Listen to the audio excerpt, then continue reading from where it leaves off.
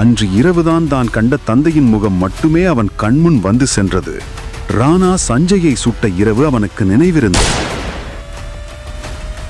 அபினவுக்கு ராணா தன்னை சுட்டதும் ஆனால் அதிர்ஷ்டவசமாக உயிர் பிழைத்தான் என்பதும் நினைவிருந்தது.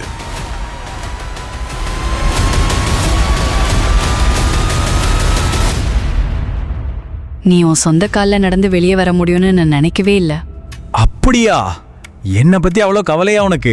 ஓ ப்ளீஸ், எனக்கு கவலையே இல்லை. ஆனா நீ உன்னை பத்தி கவலைப்படு. நீ உயிரோட இருக்கணும்னா கொஞ்சம் கவனமாயிரு. அக்ரம் சார் உன்கிட்ட என்ன சொன்னாரு சொல்லு.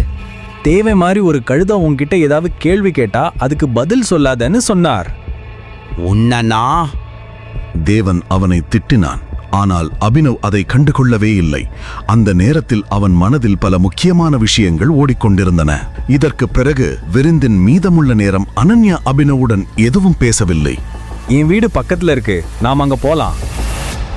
நான் உன்னோட உன் வீட்டுக்கு வருவேன்னு நீ எப்படி நினைச்ச? உன் நிலைமை இப்படி இருக்கு, அப்போ உன் வீடு எப்படி இருக்கும்? நீ என் மனைவி, என் கூட வாழலன்னா யார் கூட வாழ்வ?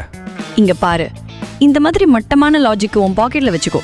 முழு வீடியோவை பாக்கெட் FM தமிழ் யூடியூப் சேனலில் கண்டு மகிழுங்கள்.